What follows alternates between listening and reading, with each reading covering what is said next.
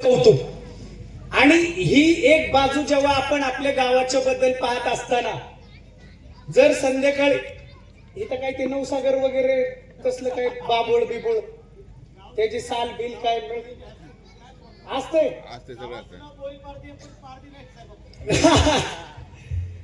मी जे प्रश्न विचारलं तो तुम्हाला समजलेला नाही। दारूचे गुत्ते किती आहेत? सगळे। मग जेव्हा आपली काही भावंड अशा पद्धतीने आपलं कर्तृत्व सिद्ध करतात आणि जेव्हा काही माझीच भावंड व्यसनाधीनतेच्या आहारी जातात, मग व्यसनाधीनता ही फक्त दारू पिणे, सिगरेट ओढणे, कुठले ते हिरो लोकांची जाहिरात बोलो जुबा केसरी तसलं काहीतरी करणे म्हणजे फक्त व्यसनाधीनता आहे, तर असं नाही।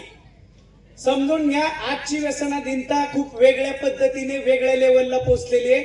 आज तुमच्या प्रगतीच्या आडवं येणारं प्रत्येक कारण ही व्यसनाधीनता आहे। आज तुमच्या हातामध्ये असलेला मोबाईल देखील एक प्रकारची व्यसनाधीनता आहे, पण त्याचा चांगला उपयोग देखील होऊ शकतो। 2-3 दिवसापूर्वी त्या इथिओपिया नावाच्या एका देशामधला अन्न खायचे वाढणे असलेला एक मुलगा स्वतःच्या कर्तृत्वावर जगापेक्षा वेगळं काहीतरी त्यांनी केलं। ते काय केलं माहिती का तुम्हाला? भांगारवाल्याकडनं ते जुने पुराणे सगळ्या वस्तू घेऊन आला, त्यांनी ते शूज घेऊन आला, बुट घेऊन आला, आणि काय काय त्यांनी त्याच्या पद्धतीने त्याचं डोकं लावून त्याच्या हाताने वेगवेगळ्या फॅशनचे ते कपडे बनवले। आणि ते कपडे बनवल्यानंतर त्यांनी ते सोशल मीडियावरती त्याचे व्हिडिओ अपलोड केले। तुम्ही इमॅजिन पण नाही करणार, 2-4 दिवसामध्ये 5-10 मिलियन फॉलोअर त्याचे झाले। आणि इंस्टाग्राम सारख्या एका माध्यमाच्या प्रमुखाने त्याला ईमेल करून त्याला बोलवलं की तू आमच्या सोबत कोलॅबरेट कर। अशा लेवलला जाऊन एखाद्या आदिवासी, तिथले आदिवासी म्हणजे आपण त्यांना सो कॉल्ड ब्लॅक बोलतो, अशा एका घरातला मुलगा आपल्या कर्तृत्वाने अशा लेवलला आजच्या युगामध्ये पोहोचू शकतो। आपण आज भारत देशामध्ये आहोत का? तुमच्यापैकी कोणी इराणमध्ये, कुवेतमध्ये, लेबनॉनमध्ये आता बसल्या ठिकाणीवरनं बॉम्ब पडतात तिथे, माहितीये ना तुम्हाला? बातमीला पाहताय तुम्ही। आज भारतामध्ये आहात, सुसंस्कृत पश्चिम महाराष्ट्रामध्ये आहात, आणि त्यातही पुणे जिल्ह्यामध्ये आहात। आता आपल्याला एवढ्या सगळ्या गोष्टी, समान दर्जा, समान संधी, सगळ्या गोष्टींचं स्वातंत्र्य, सगळ्या म्हणजे इतरांचं स्वातंत्र्य जपून, आहे की नाही? नाहीतर रात्री 12 वाजलेत आणि डीजे लावलंय तर ते स्वातंत्र्य नाहीये। इतरांचं स्वातंत्र्य जपून आपल्याला असलेलं स्वातंत्र्य आणि या सगळ्या बाबी आपल्याला मिळवून दिलेलं आपलं भारतीय संविधान, त्याच्या अंमलाखाली आपण सर्वजण जगत आहोत। मग आता जी काही 60-70-100 मुलं आपल्या इथून घडली, अधिकारी झाली, परिवाराचा उद्धार केला, आणि मग उरलेला जो 90% क्वांटम आहे, आपले जे बांधव 2 पैशासाठी झटत असतील, कामधंदा शोधत असतील, त्यांना शेतीमध्ये काम करावं लागत असेल, आणि त्याच्यातून आलेल्या नैराश्यातून फ्युचर घडवण्यासाठी करण्यात येत असलेल्या धडपडीतून जेव्हा या व्यसनाधीनतेच्या नादी लागतात, त्यांना देखील सावरणं आपलं काम आहे। आणि प्रत्येक माणसाने जेव्हा तो आपल्याला स्वतःला घडवत असेल तेव्हा फक्त एकच गोष्ट करणं गरजेचं आहे, त्याला स्वतःवर विश्वास ठेवायचा आहे। प्रत्येकामध्ये त्या क्षमता असतात। तुम्ही तर सगळे गावात आहे, गावाला एक प्रकारची संस्कृती असते असं माझं म्हणणं आहे, असं माझं मत आहे। वाडे असतात, वेगवेगळ्या जातनिहाय सगळी लोक राहत असतात, आपापल्या परीने सगळ्या संस्कृतीला ते जपत असतात।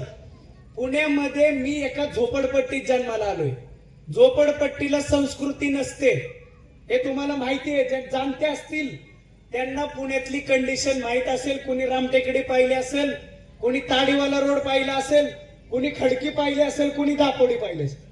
कोंडव्यात मी एका झोपडपट्टीत जन्माला आलेलो पोरगा, आमच्या बाप आमचा मजूर, आणि आमची आई दुसऱ्याच्या घरात मध्ये जाऊन धुणं भांडी करणारी बाई, त्या दाम्पत्याचा पोरगा मी।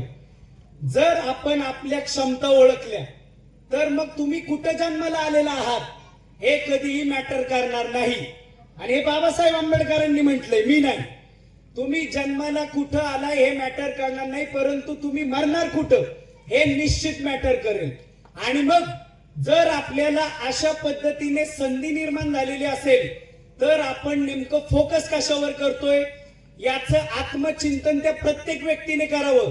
ज्याला असं वाटतं की हा समोर आलेला विशाल लोंढे किंवा आमच्या गावातली 60-70-100 पोरं घडली आणि आम्हाला घडता आलेले नाही, असं कसं होईल?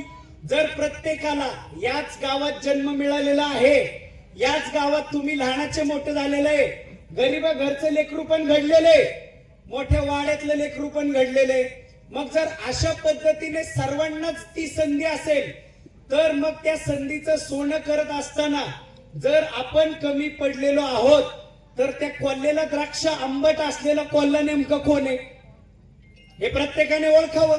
आणि जर तुम्ही ती गोष्ट ओळखू शकला तर मग तुम्हाला आपल्या प्रगतीला जे काही आवश्यक आहे या गोष्टी कुणीतरी स्टेजवर येऊन सांगण्याची गरज पडणार नाही. आज जेव्हा तुम्ही फ्युचरच्या बाबतीत गप्पा ठोकता, करिअर घडवण्यासाठी तुम्ही 10वी-12वीच्या विद्यार्थ्यांना सांगता, 10-20 वर्षापूर्वीची कंडिशन आज राहिलेली नाहीये. आज आमचे विद्यार्थी चॅट जीपीटी सारखं माध्यम ओपन करतील, कोण ग्रोक वापरेल, कोण जेमिनाय वापरेल, अन्य तत्सम सगळ्या माध्यमातून या लेकरांना सगळ्या गोष्टी माहिती आहेत. पालकांची जबाबदारी एवढीच असणार की तुम्ही त्यांना ते करत असलेल्या त्यांच्या आवडीच्या करिअर मध्ये तुम्ही त्यांना मदत करावी, त्यांना पाठिंबा द्यावा.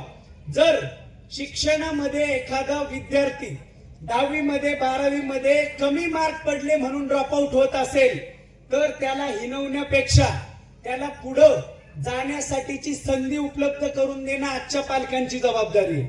त्यांना आवश्यक असलेल्या ज्या बाबी आहेत, कारण ते आजूबाजूला पाहतात, माझ्या मित्राने आयफोन घेतला, मला आयफोन पाहिजे, तुम्ही त्याला समजावलं पाहिजे आज तुझी कंडिशन काय आणि कशा पद्धतीने तुला पुढे जायचंय.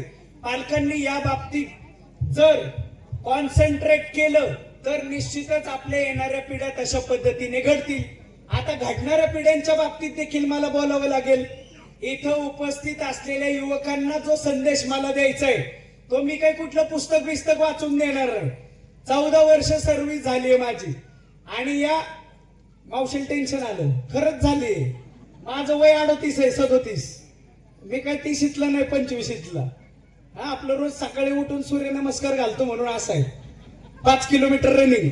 हे जी बसतात खुर्ची टेकून त्यांचे हाल वेगळे.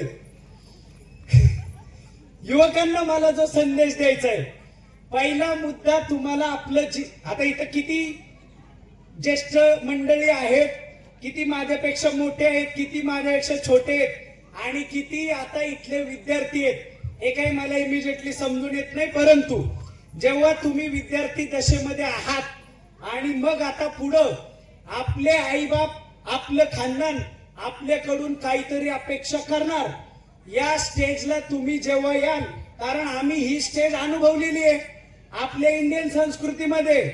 पोरगा 25, आता ठीक आहे 28-30चा ट्रेंड आला असेल कारण करिअर तेवढं माग चाललेलं आहे. 28-30 मध्ये पोरगा गेलं की आपल्या इंडियन संस्कृतीमध्ये आई बापाला वाटतं यांनी 5-50 हजार रुपये घरात आणून टाकावे आणि आम्हाला मदत करावी. त्यांचं काही चुकत नाही, आपण काय अमेरिकेत राहत नाही. तिकडे 14 वर्षी पोराला बाहेर काढतात, एज्युकेशन लोन घे, तुझा तू शिक, तुझा तू मोठा हो, तुझा तू लोन फेड. इथं तसं नाहीये. मी वाड्या वस्त्यांमध्ये बघतोय, पोरग 30चं झालं, 32 झालं, सून आली, 2 पोरं झाली तरी इकडे म्हातारी त्याला सांभाळतात. असल्या संस्कृतीमध्ये आपण एकदम गुताळ्याची संस्कृती, बरोबर आहे ना. आणि मग जर असं असेल तर आपल्याला आपल्या संस्कृतीला जपणं गरजेचं आहे, कारण आजपर्यंतच्या पिढ्या त्याच पद्धतीने इथपर्यंत पोहोचलेल्या आहेत. आणि मग युवकांना मला ही जाणीव करून द्यावी लागेल की तुम्हाला जर स्वतः घडायचं असेल तर 2-3 गोष्टींचं तारतम्य बाळगावं लागेल. पहिली गोष्ट, आज तुम्ही कोणत्या वयामध्ये आहात. तुम्ही 12वी झालेला असाल तर 17-18 मध्ये असाल, 10वी झालेला असाल तर 15-16 मध्ये असाल, ग्रॅज्युएट झाला असाल तर 20-21 असाल, मास्टर्स केलेला असेल तर 23-24च्या आसपास असाल. सगळं क्लिअर करत गेला असलं तर, नाही तर एटीकेटी, इयर डाऊन, हे ते 12 भानगडी, मग ते वय वाढत जातं. असं असेल तर पहिल्यांदा तुम्हाला तुमच्या आवडीचं करिअर घडवत असताना तुमच्या वयाचं तारतम्य बाळगावं लागेल.